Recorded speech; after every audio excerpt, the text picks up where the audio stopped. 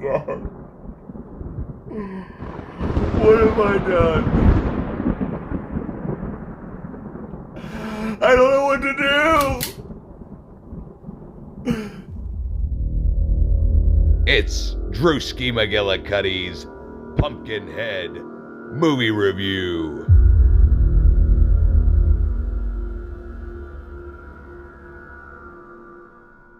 Hey everybody, it's Drewski McGillicuddy, and today, since it's been so spooky outside, I decided to watch a spooky horror movie. Not just a regular old horror movie, a spooky horror movie. So I watched Pumpkinhead from 1988, and I feel like not enough people talk about this movie. And I even went to watch some movie reviews, and I literally only saw like 4 or 5 of them. It kind of made me sad. Because I remember watching this when I was just a little feller thinking, wow, I'm terrified. So this movie is about this guy named Ed Harley, and he's just a little feller, and he's sitting in a cabin with his mom and his dad, and they got this guy banging at the door, wanting them to help him, and they say, no, we can't help you, but I got this shotgun, so if you don't get away from my door, I'm going to blow you away from it. So the guy leaves, and then Ed looks out the window and sees one of the scariest movie monsters ever put to screen. Now this guy, Stan Winston, is his name Stan Winston? Or whatever, who cares? He worked on Alien, and you can kind of tell, now that I mention it, now that I'm thinking about it, you can kind of tell by looking at Pumpkinhead, because he kind of looks like the Xenomorph, but the only difference is, this thing's way scarier looking than the Xenomorph, in my professional opinion. I mean, look at him. There's this guy. Are you looking at him? And then you got this guy. I think this guy's scarier. I mean, they're both fucking scary. I wouldn't want to fucking be in a dark room with either one of these guys. But that guy's scarier. Look at him. With his drooling. Wait a minute, they're both drooling. I mean, they could be cousins. They're lost cousins, except these are aliens, and this is a revenge demon. Ed, he looks out the window, he sees Pumpkinhead, and then he grows up to be Lance Hendrickson. And him and his son Bill, they run this store. Okay? They run the store, and they sell apples and oranges and other produce and fresh vegetables. And apparently horse feed, because this Wallace family comes to pick up some horse feed. And they're apparently some dirty pig farmers, because there's like 8 kids in the back of this truck, and they get out, and they're all dirty. And then there's these kids that show up. Well, they're not kids. They're like young adults who show up with their motocross stuff. And they're going to stop for some groceries. And then they decide, you know what? This seems like a good enough spot to ride our dirt bikes. So they start riding their dirt bikes right outside this guy's establishment. And then these Wallace kids are talking about this old legend about this Pumpkinhead. And what was I talking about? So yeah, they're talking about the legend of Pumpkinhead. The one thing I want to mention is Mr. Wallace, the guy. Let me get my shit together, okay?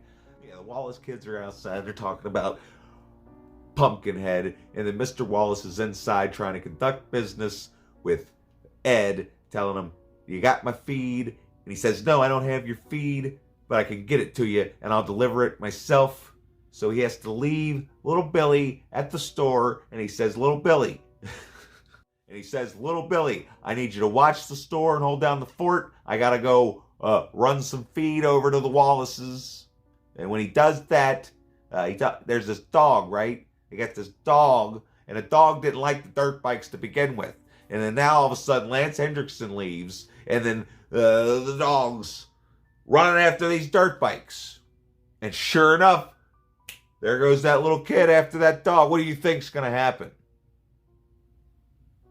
Leave a comment in the comment section. Here's what happens, okay? They run over the little kid with the bike. Yep. Run over him with the dirt bike. And then the guy, and this guy was a douchebag to begin with, because he pulls up in his Corvette and gets out, tossing his beer can, wanting to get punched in the mouth. You know what I mean? Just wanting to get punched in the mouth because he's a douchebag, fucking throwing his goddamn beer can. You pick that shit up, put it in a trash can. So anyway, he runs over this kid And then he just takes off. And his friends, like, that's the thing about this movie. It's not like your typical slasher type horror fucking villains. Because, like, these kids were just going on a adventure through the desert with some dirt bikes to take pictures of them going over some jumps. And then they accidentally killed this kid, but this guy happened to be drinking, so he has to get out of there because he just thinks that, oh, I'm gonna go to jail for the rest of my life, even though it was an accident. But then again, he got a point. But he's a piece of shit. Anyway, that's beside the point. The point I'm trying to get across is these characters are actually remorseful for something that this fucking asshole did, and they're trying to do the best they can to help this kid, and like, they're all kind of traumatized by the situation. And then Lance Hendrickson comes back and he finds his son and finds out the guy that did it took off, because that's what he does. And then a couple of them go off after him, like, what the fuck you think you're doing? So they go to the cabin. The scene where he comes back and finds his son is very tragic. Like, they're you can see the remorse they have, and they're just, and you know, he says, "We're so sorry it was an accident. We didn't see him. Is there anything we can do to help?" And Lance Henderson looks at him with these like laser eyes, where like they look like, you know, if looks could kill. Like, look at him. You can't even see my expression of his expression while I'm showing you his expression, but yeah, like, if looks could kill, he'd have done killed that dude with that look. Anyway, that's beside the point. Again, we're just gonna go on. I'm terrible. I'm just terrible at this. I don't know what to do. So Ed goes over to the Wallaces and tells them, "Hey, I need you to tell me where this old lady lives." And he's like, "I don't know what you're talking about." And he's like, "Oh, yeah, you do." And he's like, "God damn it." He's like, "It's my son. My son is dead. These city folk come and they killed him. They ran over him with a bike. Where is this old lady at?" He's like, I can't help you. I can't tell you what I don't know." But then as he's leaving, the guy's grandson comes up and he tells him, "Hey, mister, I know who you're looking for. Her name's Haggis, and she lives over off some road I can't remember, but it's a scary looking road that leads to this scary looking cabin, and possibly one of the scariest movie characters to ever exist. Like, this old witch in this movie could possibly be scarier than Pumpkinhead himself. Like, she's like Zelda level scary. Hell, she might be scarier than Zelda. I don't know. I'd have to check. Put them side by side. What do you think? I mean, they had the alien and Pumpkinhead. What about Zelda and this bitch? I mean, witch. That's a toughie. That's a fucking toughie. Oh, I have to think about that. Let me know what you think. But anyway, back to the movie. The beard's getting itchy. Back to the movie. Lance Hendrickson brings the child in, and the witch tells him, "My powers can't raise the dead, boy." And he's like, "Well, there's got to be something we can do." She's like, "You know what we can do, and that's what you're here for," and blah, blah, blah. And so he's like, "Well, what do I got to do?" And she's like, "Well, you got to go to the pumpkin patch, because that's why they call him Pumpkinhead, because he was born in the pumpkin patch, not because his head looks like a pumpkin, because his head doesn't look like a pumpkin. It looks like a xenomorph with a scarier looking face, like a demon face, like with his teeth, and he's got these big claws and fingernails, but you gotta go dig him up from the pumpkin patch and bring him back here, and then I'm gonna need your blood and the blood of your child." And so they do that, and then he's just so cute when he's born. I don't even know if I can find it. It might just be me sitting here talking like... So yeah, Pumpkinhead is born, and now Ed's soul is damned to hell. You get it? He brought forth this demon for revenge, and now his soul is damned to hell. And, you know, I couldn't be happier, because he goes after, even though it kind of goes after these innocent people, because a lot of these people had nothing to do with this. They were just innocent bystanders. And because of this one fucking dickhead that had to be drinking and driving his dirt bike outside of a fucking establishment instead of going into the desert where there is nobody that they could possibly run over by accident.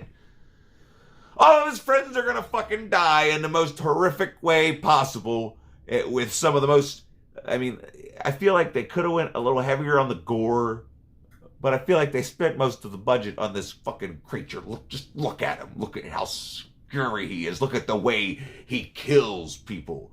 Even though, I mean, the best kill in the movie is when he takes that fucking son of a bitch Joel and he just jams that fucking rifle in him and picks him up and holds him there dangling him like, yeah, you motherfucker, that's what you get for littering, you piece of shit. Things start to get out of control because Lance Hendrickson kind of realizes, like, hey, it was this one idiot's fault, and then, like, he was like the third or fourth one to die because it goes around killing everybody. So Lance Hendrickson, you know, against his better judgment, decides he's got to put a stop to this shit. So he tries to kill Pumpkinhead. But this doesn't work. It doesn't work because he's unstoppable. He's an unstoppable killing machine. Actually, it might have happened before the rifle thing, but that doesn't matter. Don't worry about that. Don't worry about that. So anyway, with the last two survivors, Lance Hendrickson, like, he's doing the best he can, and then he finds out he's running out to try to help, and he gets impaled with a pitchfork, and it hurts Pumpkinhead. It hurts him. So then they figure out that if you hurt Lance Hendrickson, then you can hurt Pumpkinhead. And I'm going to leave you with that. You figure out what happens.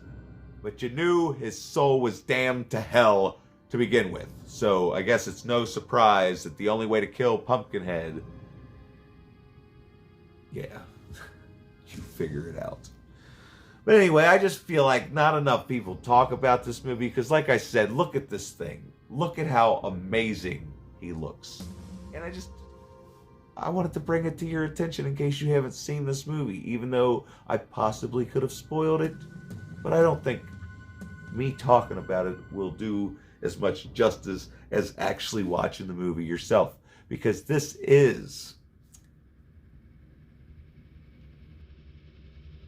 Was I supposed to be doing something?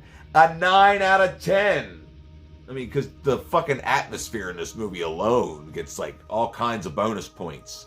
Like, you want to see a movie with atmosphere, you come to this movie. Like, inside the witch's house, just whenever Pumpkinhead came on screen, it was like he brought the lightning with him, and it was creepy. It was always... this movie is creepy, and it's actually kind of frightening if you're sitting there watching it in the dark by yourself. So I suggest you try it. Anyway, I've got to go. It is past my bedtime.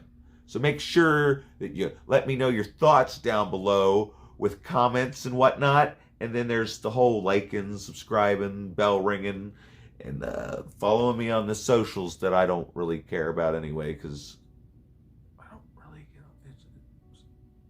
it's ruining our society. What?